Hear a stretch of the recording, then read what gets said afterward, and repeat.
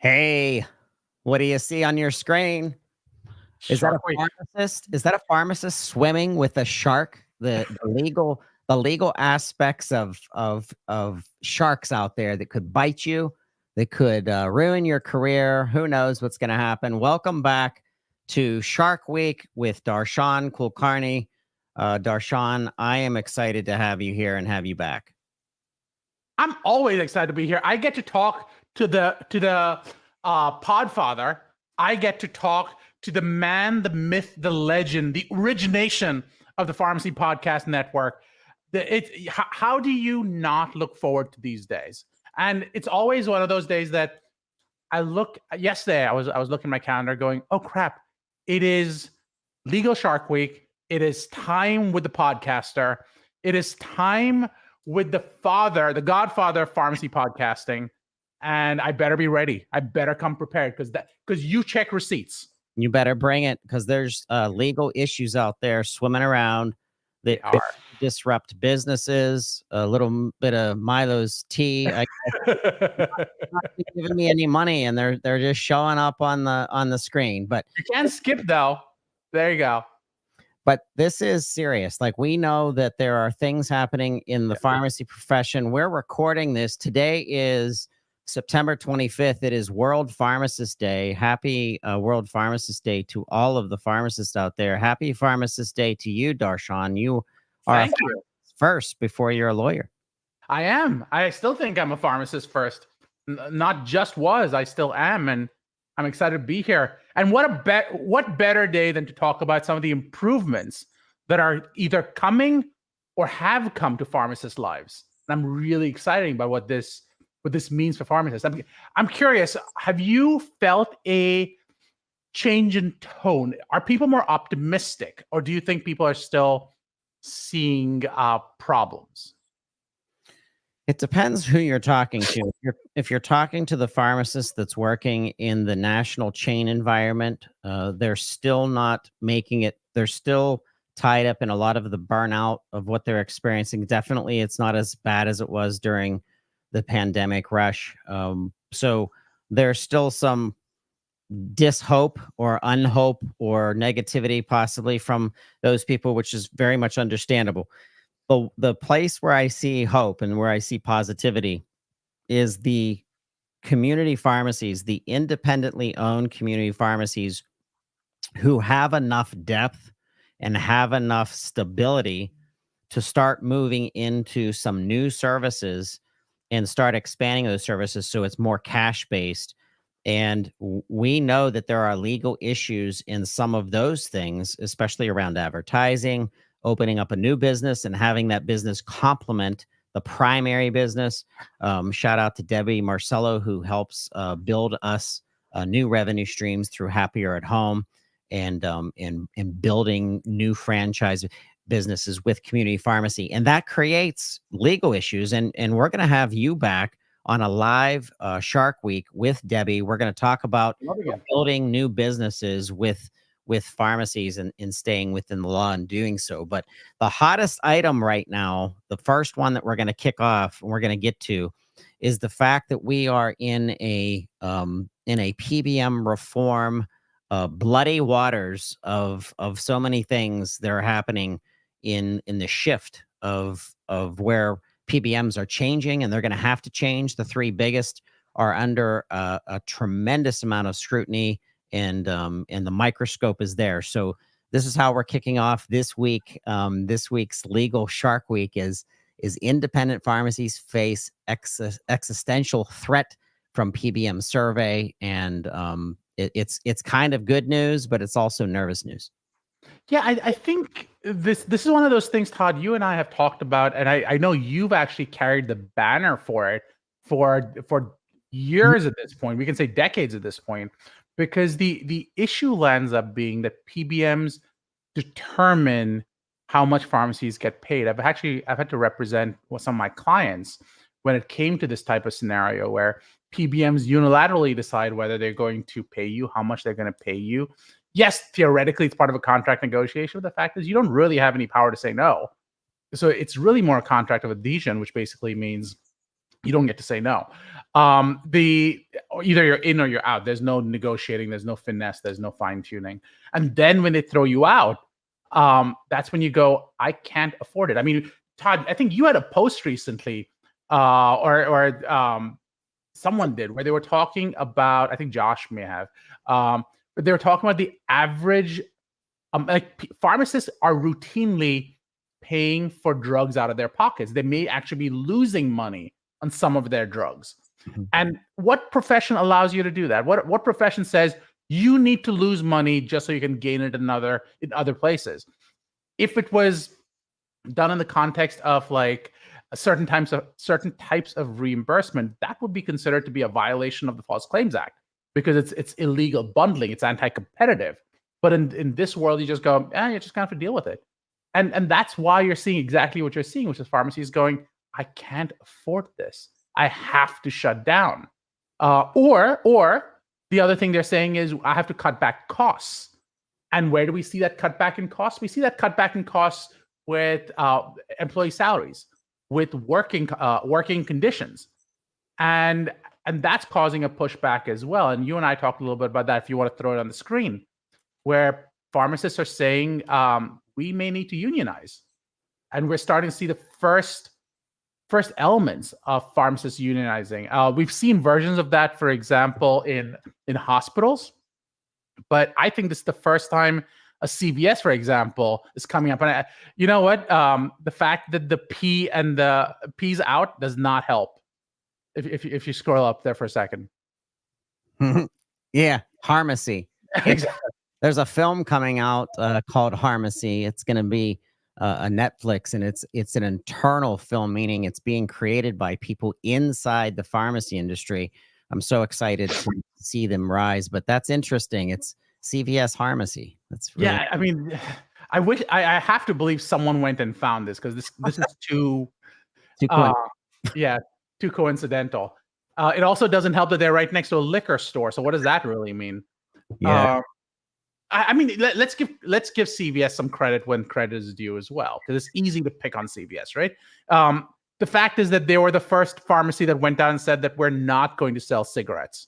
They were the first pharmacy, and let's be honest, I own a gas station, and I can tell you that cigarettes are a great profit margin, and they help run some of your stores. So I can see independent pharmacies saying, I would love to be in that scenario, but I can't afford it, because otherwise I'm shutting down. But I feel like unionizing is becoming the only option pharmacists individually have, but I don't know if this movement carries over into independent pharmacies, that might land up shutting these pharmacies down. So I think it's a good movement that's going to help protect pharmacists. I've worked I worked for 10 years, maybe longer, in Rite Aid. And quite honestly, I had a wonderful time working in most of the Rite Aids I worked in. But the fact is that those times are gone, and metrics kicked in. And the harsher the metrics were, the more difficult it became. And I think unionizing is the only way you can push back sometimes. I think legalization is going to come back as well, and laws are going to have to change, and we're seeing that as well with the PBMs. I'm sorry, I'm just sort of going on a rant, so I'll let you ask questions. But this is, as always, super fun to talk to you. So now, since talking to you last time, the big news that came from the FTC was Lena Khan, who is just she's a fighter, and she's teething. She's biting into the three largest PBMs and making huge amounts of investigations from the state levels to start digging and to start accelerating what this means for our pharmacy profession. And I think it's wonderful, because I started the PBM Reform podcast in 2019, and there was always a little bit of movement, tiny bits of movement, starting with Arkansas that had a grand jury come out with a decision that was very favorable to pharmacy care and in independent community pharmacies.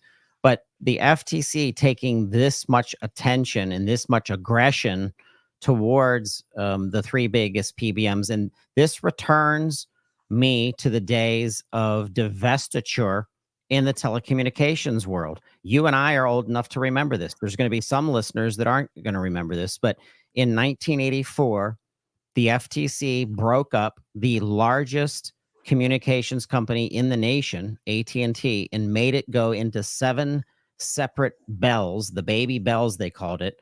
And the reason why that was so important is we would not have the internet of today if that wouldn't have happened. And back then, I mean, I remember working in telecom up until 2004.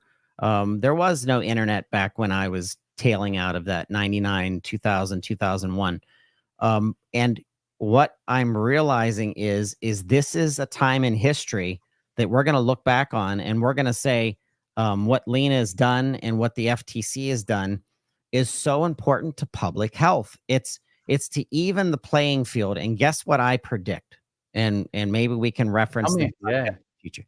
Exactly.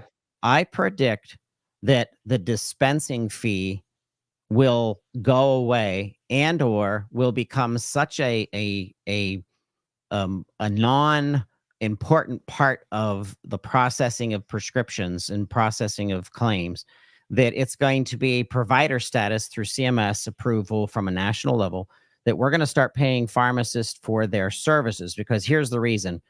Dr. Joey Mattingly made this point, and he was in front of Congress in his state, I think it was Kentucky, and he said in front of this testimony, he said, if I'm a pharmacist and I dispense a prescription, there is a fee called a dispensing fee that is associated with that transaction. If I'm a pharmacist and I look at the prescription and I think, hey, this is not safe, and I don't dispense it, guess what? I don't get paid. That is nonsense. You have got to be paying pharmacists not for dispensing, not for the transaction. You have to pay pharmacists for the knowledge in their heads, 6 years, 8 years, 12 years of knowledge in their head about specific disease states, about interactions, about allergies, about things to keep these people safe and keep them on medications and or not on medications in that case. And that's a legal issue, I think. Todd, in like the 3 minutes you spoke, I have taken down 9 notes of things to respond back with.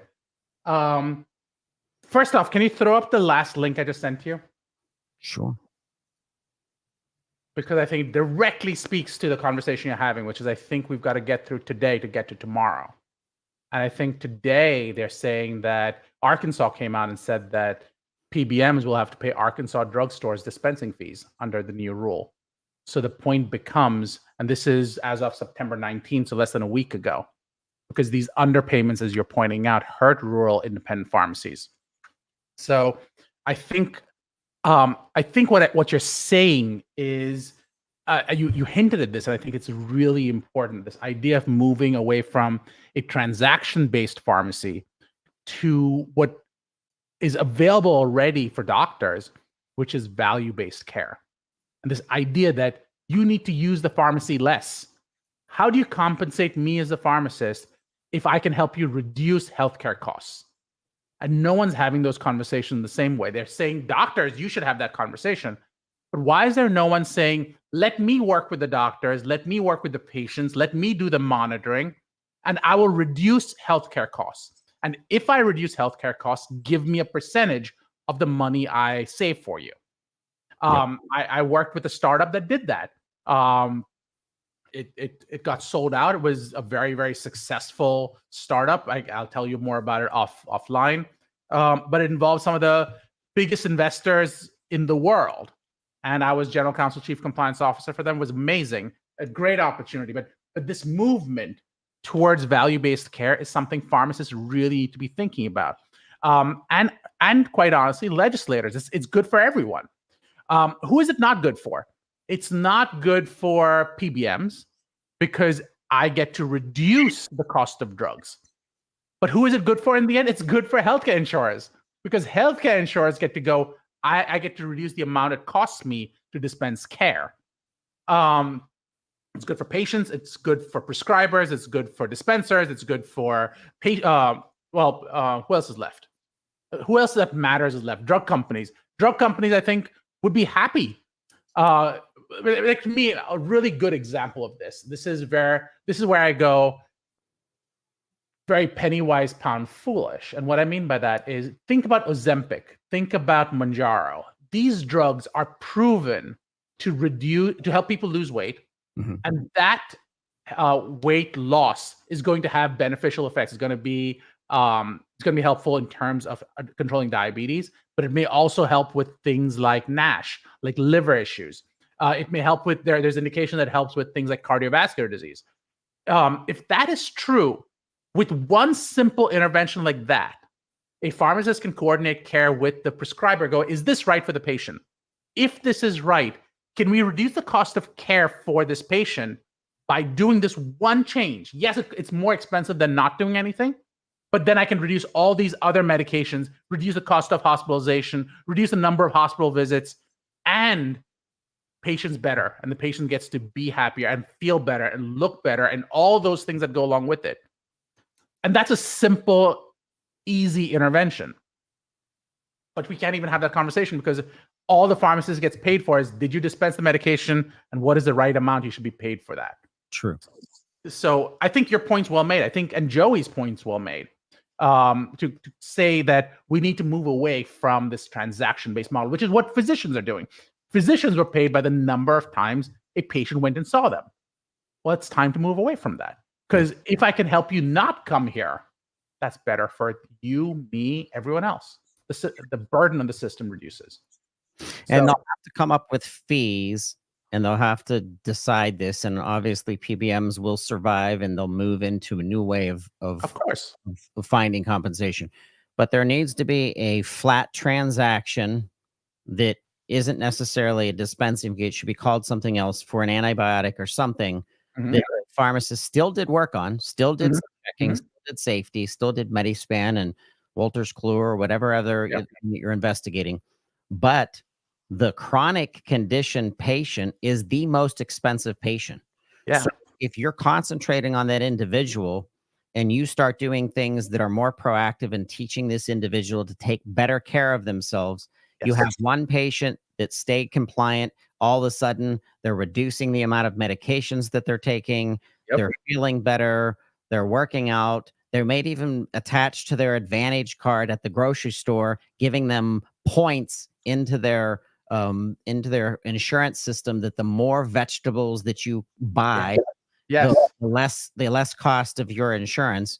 And then now the pharmacist comes in as the coach and saying, for that chronic condition that's there, hey, you're never gonna completely not be a diabetic. However, you are at the knife's edge of the best optimal health that you could be at. And therefore that pharmacist that's been part of this coaching gets a bonus. They get more money because of the attention that they gave the patient. And now, instead of fast food pharmacy, which is plaguing us, and it's made us go in this whole situation that we're in kind of right now, instead of that, we have pharmacists who really start enjoying their positions as pharmacists and digging down into disease states and digging down into conditions and slowing down and talking with the patient, so that they can really maximize what is the definition of value-based care.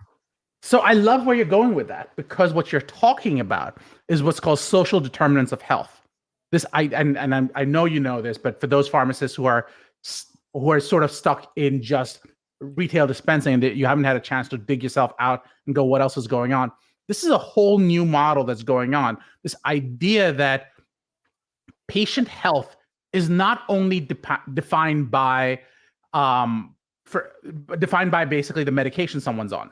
Patient health is defined by a bunch of different things. Things like how easily is a pharmacy accessible? How close is the doctor? Are you living in a neighborhood where it's actually looked down on to be going out for a jog? Is it important that you take your medications? Is everyone else around you, quite bluntly, fat? And does that affect what you take into your body? And all of those, this is not fat shaming. This is health supporting your health. And this there you go. Talking about health equity. I think we need to have this greater conversation about whether pharmacists can move away. Is this sort of co-opting what doctors are saying? In fact, you might be able to pull up I don't know if we talked about this last time, Todd, but the AMA put out a position statement saying that they're worried about pharmacists encroaching on their territory, saying that pharmacists don't have the background to be like physicians. But the thing is, we're not trying to be physicians. We're trying to help physicians in our own independent way. And our process is in the medication world. And we want to help you reduce the amount of medications you take. And what you're talking about is exactly that. There you go. Don't expand pharmacists' scope of practice. And this is from, a month ago or so, plus or minus. I want to make a comment on this because this is coming from pharmacists that I talk to week after week. The pharmacists that have chimed in through social media, through Twitter, on this subject, have said that they work with physicians and not one physician agrees with this statement. Interesting. So it's very strange how it's the association of itself that's more worried about scope creep than the actual trench warfare physician that's out there working with nurses and working with pharmacists for people's sake. So I don't believe that this is, in my opinion, I do not believe that this is real. That I think this is just from an association perspective. And I think this has to do with administrators worried about encroachment on funding, which may be tied back to the AMA getting more money. I don't know, but I call Fugazi on this. Well, I'll give you a different version of that though, because I work with physicians as well. So what may be good for an individual may not always be good for the profession. And I'll give you an example of that. What happens if you tell an independent pharmacy owner that you can have 50 technicians and one pharmacist? The individual pharmacy owner would be pretty happy with that because it means that his cost of production goes down and the cost of dispensing goes down. However, it may not be in the best interests of the pharmacy profession to do that because you might have more safety issues. You may have more other issues that pop up. It might be a similar thing, which is that an individual physician may say, God, it's great to take this load off of my shoulders.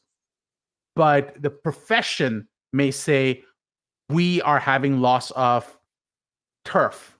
And quite honestly, I think the issue you face for the physicians is the idea that it's not just pharmacists, it's PAs, it's NPs, it's pharmacists. And quite honestly, it's not even any of those. It's going to be AI. That's the real war that healthcare professionals have to fight. I was doing my CE credits this year, my continuing education. And I was curious as I was going through the analysis and I was reading and sort of answering questions. Just out of curiosity, I wonder if I take this question, throw it into ChatGPT, how often I get it right. I'd say, honestly, I did it over 90% of the times I got it right. And that's terrifying to me. Because I put in questions that were analysis-based. I put in questions that were multiple choice-based. It was getting them right on a more consistent basis. And I don't think I could do that. It was getting more right than I was as often as I was. And that was terrifying to me. I'm not worried. I mean, I'm a content creator. We just talked about this with Greg and with Will from two of the publishing giants of pharmacy, from Computer Talk and from RX Insider. Both have been around for more than 30 years in publishing, and none of us are worried about artificial intelligence taking our crafts away from us, and nor should a pharmacist or even a lawyer for that. So the accessibility of information so quickly to make determinations based on the weaving and the tapestry of what the answer is still need a human being, still needs a Darshan Kulkarni, Esquire legal pharmacist out there really taking the specificity of the instance and now making the final determination of what you're going to talk to your client about as a lawyer, for example. So if you said 90% correct, that's fine, that's great. But imagine how specific it gets with federal, with state, with local law specifically, and able to take that massive information that you asked, artificial intelligence to query and define. And that's terrific. I love that. There's actually a new database coming out. I can't remember the name of it, that is very medical driven, that accesses a whole bunch of information from journals to give people more information, which is just wonderful. And so this article came out on LinkedIn this week by Vinjay Malik, who is a intellectual property immigration worker and lawyer himself. And this is about the emerging use of artificial intelligence in content creation and the legal issues of that. And what I'm saying is before you ever publish anything as an HCP, as a provider that's out there publishing, obviously, if you're going to use AI to help you, great. But you are the individual that's publishing that. So you have to make sure you go through it. Is it evidence-based? Is it correct? Is it doing? So you're the last line of defense as a pharmacist to keep people safe. And that's the same with content creation. So I think I agree with you in many ways, and I disagree with you in many ways. And I'll tell you why I agree and disagree with you. And that's always the fun of these conversations, right? We get to have that sort of multiple viewpoints. So the reason I agree with you is I think that in the end, why are we not worried about Dr. Google? And the reason we're not worried about Dr. Google is because Dr. Google tells you, it reminds me of Dr. House. It's what is it? I forget the disease, but it's not cancer until it's cancer. And because every time you do a search in WebMD, cancer is one of the options, and you're just always worried about cancer. So you have to be well versed to understand which information you can actually ignore, and that's where education, information, experience comes in, and that's where pharmacist comes in. But speaking as a lawyer, I think one of the things you have to worry about is I'm on Reddit all the time. I'm a ridiculously big reader, and I was reading this thing on one of the ChatGPT groups, the subreddit, and it said, "I just got through a traffic ticket without using a lawyer," and basically they responded the whole way using ChatGPT. And what I thought was interesting was not, "Oh my God, my job's in trouble." I don't do traffic law. Mm-hmm. But the fact is that people are saying a lot of the lower level functions are probably going to get taken away. Is Darshan worried about his job? Not yet. But what about the next Darshan coming up? The next pharmacist coming up who's going, "I need to go through 15 years of learning things before I can add value the way an AI simply cannot, because it simply doesn't have the experience." I think AI shortchanges that process. I think that becomes one issue. I think AI has limitations. So I am not just sort of a rah-rah AI, rah-rah MDs. Like we pharmacists bring a lot to the table. And can you pull up my slide set for a second? Yep. I'm actually doing this presentation for marketing, for a marketing group, like 2 weeks from now. So it's called Life Sciences Dreaming for those people who care. It's in Valley Forge, Pennsylvania. But when I look at AI, these are the issues I start thinking about. They're technology-specific issues, and I'll show you what that looks like. There are ownership-specific, so there are technology-specific issues, industry-specific issues. So this presentation is for the pharma industry, and then use-specific issues. So, for example, from a technology-specific issues, you're looking at ownership of inputted data, ownership of outputted data, data lineage, data hallucinations, precision, AI artifacts, and contractual concerns. And I'll quickly run through this because I know this is not a forum to have a full discussion. But here's a comment.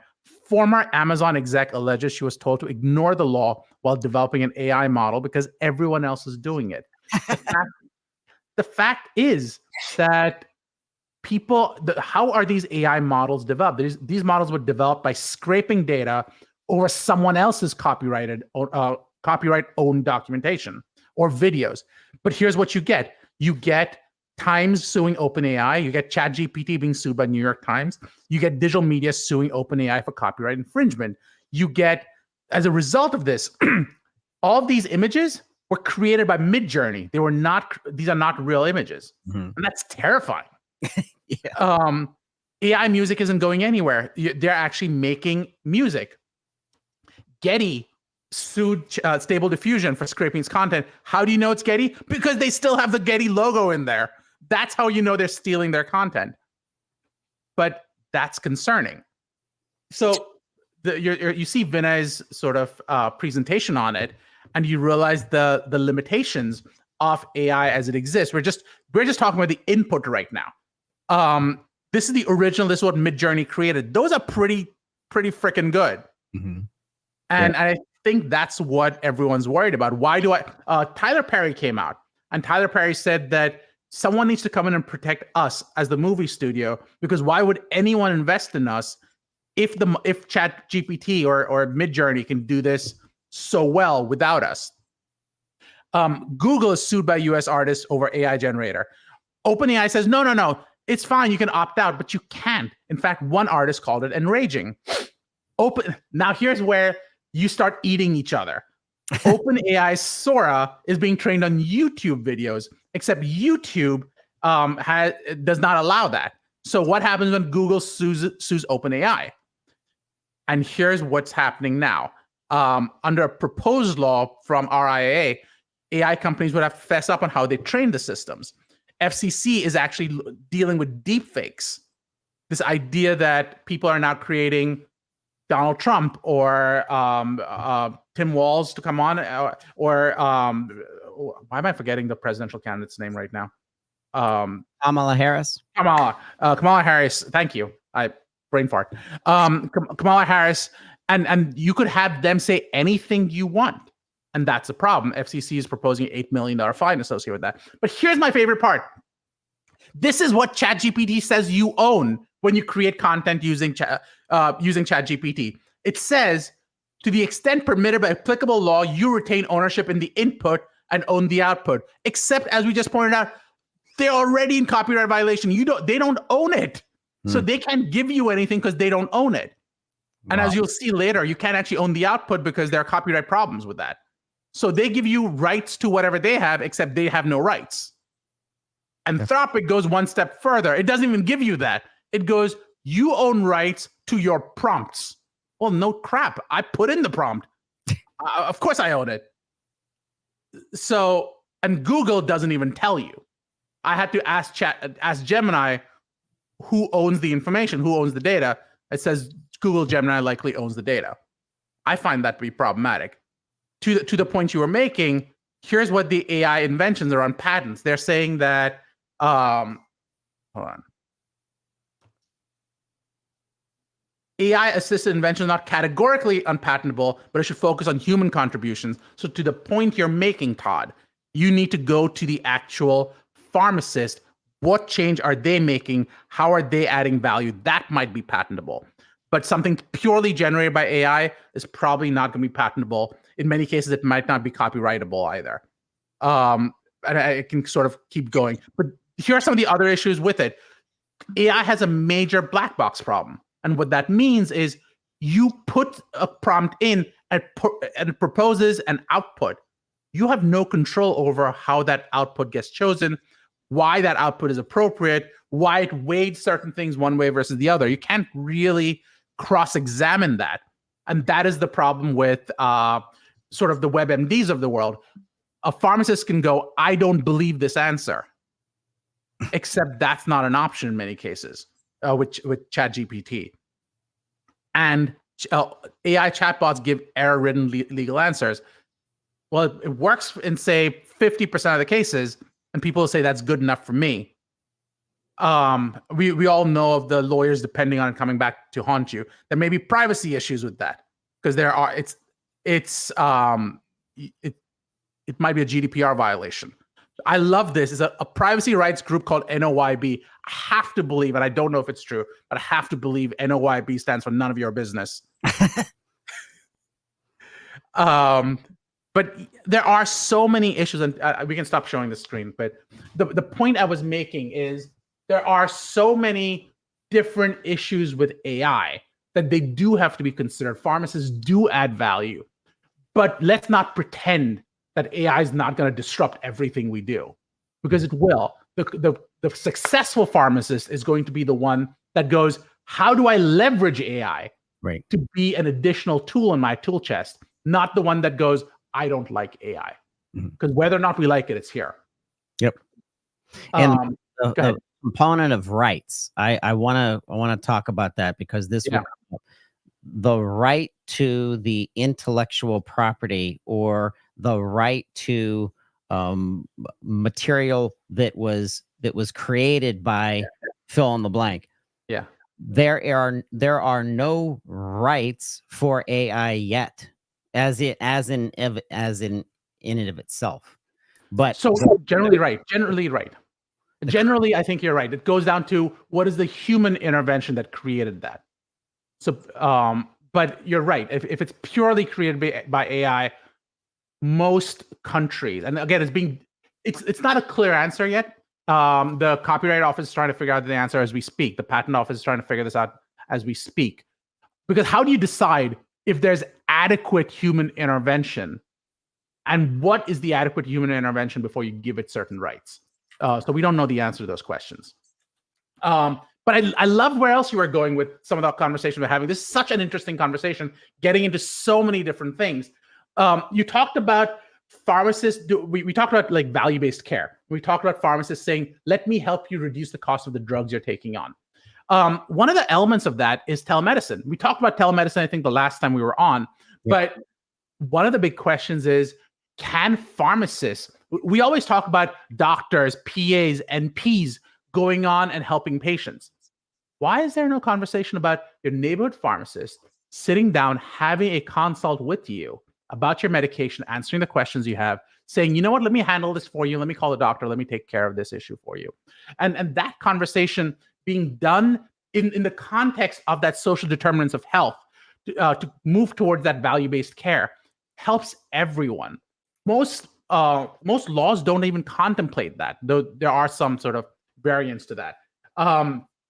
For example, should your iWatch that collects data be able to be sent to your pharmacist to go, hey, you didn't get your 10,000 steps today.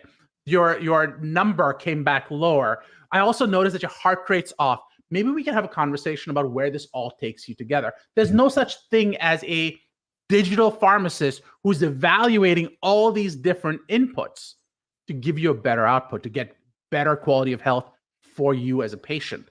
That's true preventative care. That's the holy grail that people talk about but never want to invest in, because how do you value that? And that's where pharmacists can make a ton of money, offer a subscription service, and say that's where we want. And it may be for pay, it may not be for pay, but it does get you individuals who want to be part of your pharmacy, want to come back every single week. That might result in other conversations that are happening.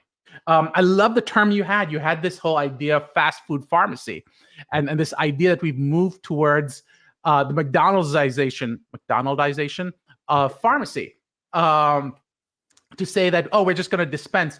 I think there's so much more for us as pharmacists to do. And I think I could keep going on, but I'd love to talk a little bit more about a conversation we had going back a little bit further. We talked about Lina Khan. When she came on, she was really young. I think she was like 32, 33, 34, 35, like in that range. And people are like, she has no idea what she's doing. And some argue that she still doesn't. In fact, from what I gather, a lot of people are coming on and saying that we will consider paying for Kamala, or we'll consider paying for Donald Trump to be president, and basically paying towards their campaigns. But in exchange, you've got to take Lina Khan out and not have her be the head as she has been.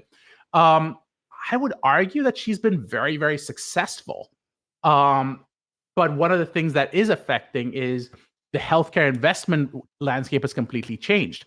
She has specifically come out and said, we're targeting private equity investors in this space who are not working in a comprehensive manner. I work with private equity investors, and they're saying things like, people are holding back their money right now because they want to invest in healthcare, but they don't know whether Kamala is going to change if she's going to be the next sort of the next FTC president or FTC commissioner for the next term. Because if she is, we need to change how we work.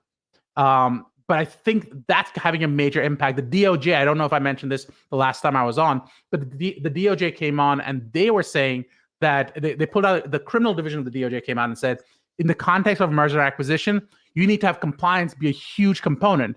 And if they're not, you get what's called successor liability, the idea that the new owner is responsible for the sins of the past owner. And that happens within 6 months. So the new owner and the past owner need to clean up their act. And these are some of the things you should be thinking about. People may not be thinking about. But I can keep going. I'll stop. But this article came out just yesterday, where the FTC is suing AI companies over deceptive claims, and it plays into exactly what you're talking about. I think what Lena is doing, I hope any of the presidents that come into office understand the momentum that Lena's leadership has generated. And I pray that they leave that in place, because we have to have, there's an element to disruption that it has to be intense up front. And then you have to make true sense of it as you move forward. It can't always be disruptive. Too much disruption all the time is not good. But an initial punch in the face to really get the system rocked and to get it ready to be rebirthed, or to get ready for value-based care, what that means for insurance, what that means for outcomes. When we're talking about AI, the Federal Trade Commission announced a crackdown Wednesday on 5 artificial intelligence companies accused of defrauding customers. And that's unfortunate, but that's true. There's probably claims that people are like, wow, is going to do this, and then it doesn't, because no one is sitting down in a massive output of media saying, hey, I'm Darshan Kulkarni, and today's episode is all about the legalities of artificial intelligence. Nobody's teaching that.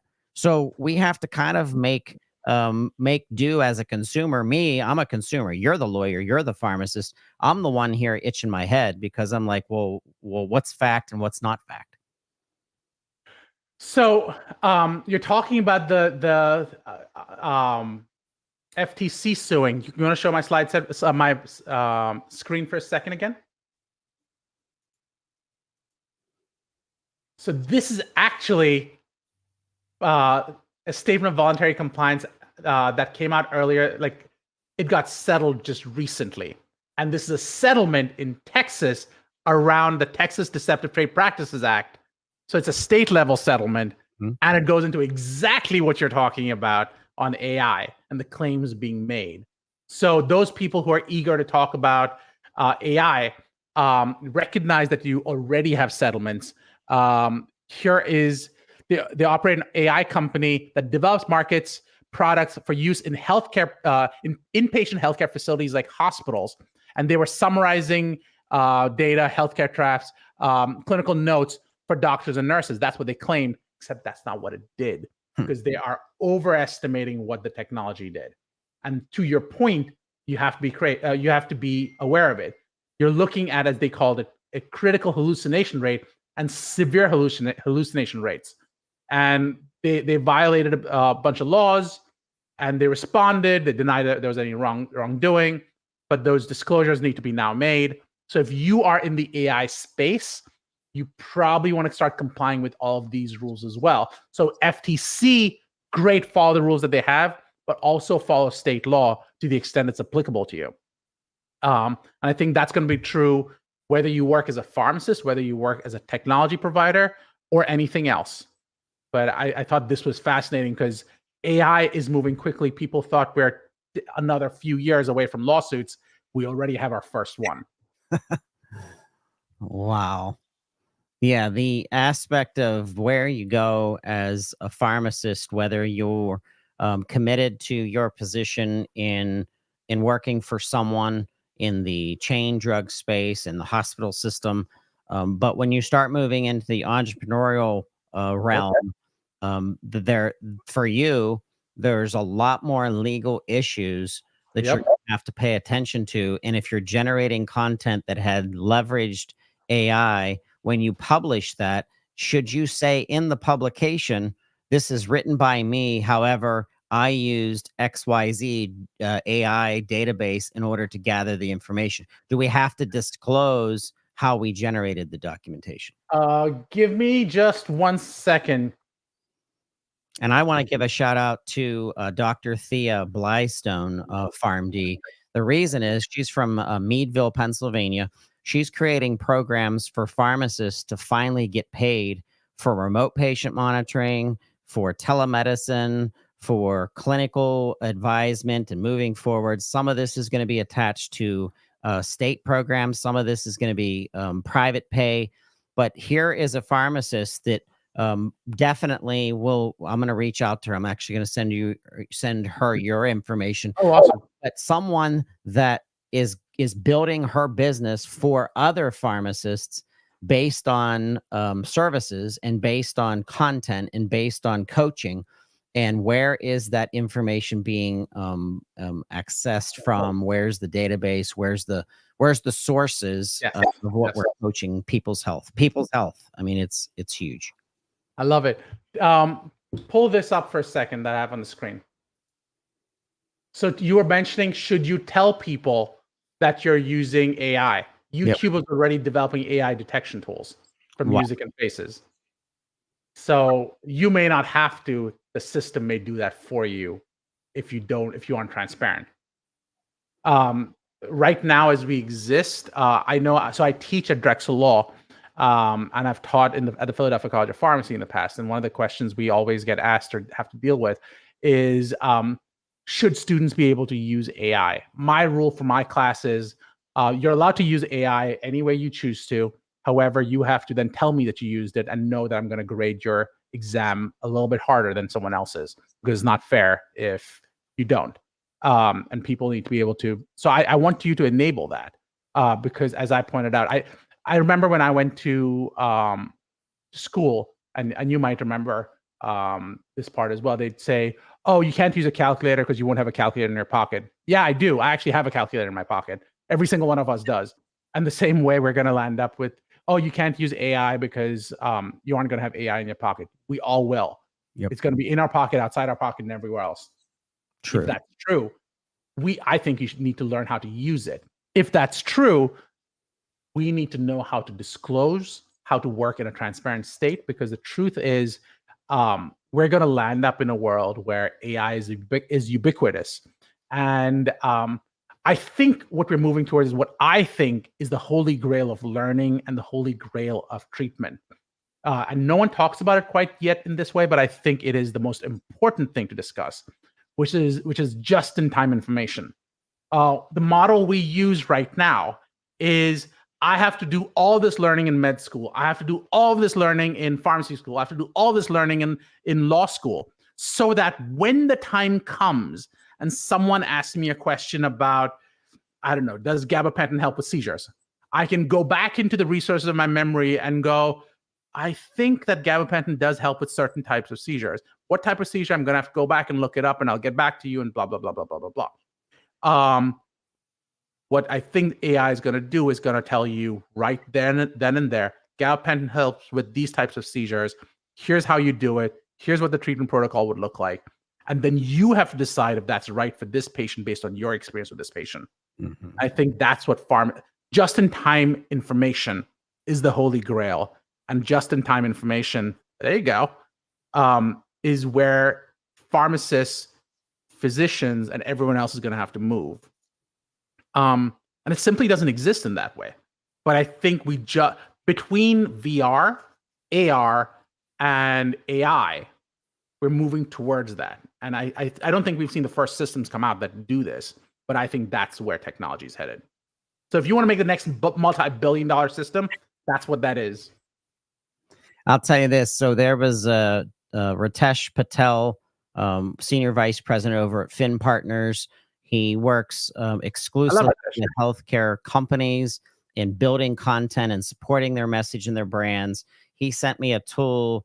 He said, play around with it. And it was a podcast creation tool that I would feed it buckets of information, give it a summary of what this podcast is about based on the information. I get to pick a female voice or a male voice or whatever kind of sounding voice I want. I press enter, and now 2, 3, 5, up to 5 people are talking. They're all fake. They're all AI. Okay, that's cool, right? But if I know there's a podcast, because I love podcasts, I listen, I create, I do it, and I learn mostly, obviously, from pharmacists through them. If I find out that I'm listening to a podcast that was generated from AI, from the perception of curiosity, I'm going to listen a couple times. But eventually, as a true podcast lover, I don't want to listen to that. I want the human experience. I want to hear the human aspect of it. I don't care how intelligent it sounds. I listened to the outcome of one that I built on the fly. It was the first one that I tried, and I listened to it, and it was okay, but it will never hold my attention because there's a lack of authenticity, in my opinion, when it came from something like music, something like acting, something like podcasting, something like, blog creation. I want the human element to it. And it's okay if you leverage AI to bring a lot of the intelligence and the data, because some of that stuff is pretty intense. But the delivery, the outcome, the final outcome, it better be human. It better be, and we haven't seen the first fully production movie made from AI where the actors are all AI and maybe it'll be cartoon, maybe it won't be, who knows.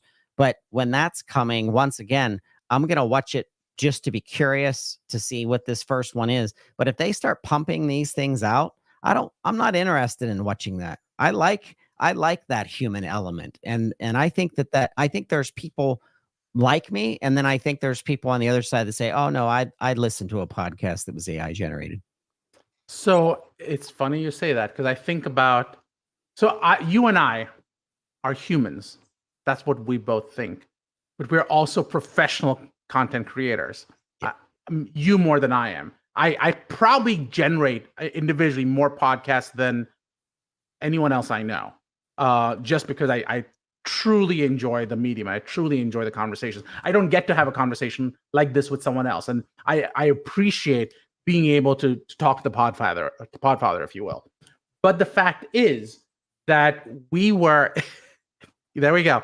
But the fact is that 20 years ago, 30 years ago, people said the same thing about ATMs. They said, no one's going to go use an ATM when you're talking about someone's money. No one wants to take that risk. Yet here we are today. So the fact is that there will be a bunch of people who go, I don't care. And as a result of that, you may land up with a specific type of audience that goes, I miss the natural growth of a conversation, which an AI is not set up to do as we speak. Like today's conversation, we started off with PBMs, and we're currently talking about AIs. That is either an amazing thing or a really, really bad thing. And depending on what you see it as, there's an audience for it. And there's an audience probably for both. But the fact is, you mentioned the movie and the fully AI created movie. I think the next generation is going to be, and you're going to have to figure out what this all means. But what happens if I get to now go, I want to see the Avengers movie, but what happened after it? So it's choose your own adventure. Oh, and every movie is its own thing. So I'll tell you what I did. There's this amazing movie, and those people I'm a movie buff. Those people who like movies and sort of thinking movies, there's this movie called The Man from Earth. And the movie The Man from Earth is about an individual who was a Neanderthal and has lived and has never basically died. So think Highlander, if you will, but the same concept. And there you go. It's set up to be this this concept of what if a Neanderthal never died? And I went, that's fascinating. I love this movie. I went to ChatGPT, was in its early days. I said, what would the next movie have been about? And what would the movie after that have been about? Mm-hmm. And I thought that was super fun. So it proposed things like, well, that he meets another person who's like that. He meets a race of aliens comes in and he talks to them. In the past, he did blah, blah, blah. And to me, that conversation is something a movie will never be able to do because there's just not enough budget, not enough. So I think podcasting may hopefully what we generate and what we create will become the fruit that bears many trees, that creates its own forest each time. Yep. So we create this conversation about AI, and now someone else goes, I don't want to go do a Google search. What would Todd and Darshan say about AI and pharmacy in the context of PBMs? And I want a whole podcast just about that. And we can't have every conversation with everyone about every topic, but we created the first one. True. I think that could be the future. I want to say thank you to Kevin Peak for making a comment. He went back to podcasting and says that he thinks that AI should mainly be used for general moderation and not as a host. And he continued to kind of follow up and say maybe minute meetings and taking transcription. That's already true, though. I actually use that. And then he did follow up with your comment about the ATM. The ATM is a great analogy. I think the nature progression of AI will be similar. We will have human in the loop and resolve, process more complex transactions. I absolutely agree with that. I think using AI, I've started to use it more and more for show notes where I'll write the totality of my show notes and I'm curious what AI will do. And 9 out of 10 times I use what the AI does based on my input because it's a full, I write the full, I write the full show notes. But what it does is it organizes it better. And then when I put it out there, it's less confusing because sometimes as a writer, I write as fast as I talk. And sometimes I write too fast. Right. But no, this is why Todd, you and I had about, I think, 9 more conversations that were planned, but we're running out of time. So how are we doing on time according to you? We only have about 3 minutes left, so we got to wrap her up. But it does mean we have to do this again, and we have to bring on the individual you were talking about to have a multiple group conversation because that's what you do. You set up relationships and you help facilitate conversations no one else is having, conversations that tomorrow AI will reference back to and say, he is the podfather. That's right. And what I want to do is I want to pick issues that are impacting the people in our networks so that we can help to expand those issues. So if you have a legal issue that you've experienced yourself, if there's a certain treatment modality that you want us to dissect based on the law, I'm fascinated with how cannabis is going to be leveraged into the future of medicine. And I'm not talking about just the traditional smoking. I'm talking about the topical. I'm talking about the edible. I'm talking about future compounds and taking a pedigree effect. And that is the growth of a sativa in and of itself instead of the blending or instead of the hybrids and the endocannabinoid system. How's that going to be impacted? So I want to see where law and cannabis in healthcare is really going to land. And of course, there's bits and bytes to that in the realm of the sharks that are out there in the water. We can have a conversation about cannabis, can't we? Yeah, I mean, the shark in the water with it right now is the federal, rescheduling. Still say no from a federal level, but the state to state is many states are now saying yes. So, and it's a run amok. It's too much Wild West. I think it needs to be in the hands of the pharmacists, the medication experts, the substance experts, and understanding how other things are impacting your systems. Because it's funny, Darshan, as soon as you legalize something or as soon as it's over the counter, there's a spike in issues or there's a spike in effects because consumers think, oh, I can do this or now I can, it's usually in excess and it's usually used incorrectly. So I think there's an aspect of definitely cannabis and law. So we'll have to have a cannabis and law session. Well, I have one more thing that I want to pull up. I'm trying to see if I can find it. I thought it was the Utah Utah Poison Control Center that said that they had, and I could be wrong about that, but someone, here we go. Can you pull up my screen? Yep. So to your point, Utah sees an increase in poison control calls involving kids in cannabis. I hate this. I can't stand it. I wish these companies would just get sued for crossing lines with kids. I don't want kids involved. A matter of fact, if I'm king of the world, I'm going to say that it's physician, pharmacists, parents that make determination of substances and usage for your children. But to market it this way, making it look like candy, that's I want to see whoever has to hammer down on this, hammer down, because I don't like it. Yeah. And that's why you need to come back and talk to us and let's have a conversation about this, because FTC is not going to be happy. Lena Khan's not going to be happy. She will come after you and she's not afraid. Hey, listeners out there, I want to thank you for listening to this week's Legal Shark Week with Darshan Kulkarni. Please reach out to him on LinkedIn. He's very active on LinkedIn. Please tell us if there's an issue that you'd like us to dig into. This is your show for you as healthcare providers, my favorite healthcare provider. Happy World Pharmacist Day to all you pharmacists out there. And with that, Darshan, thank you so much for joining me on Legal Shark Week. Thank you so much. Thank you, Calvin, for joining in.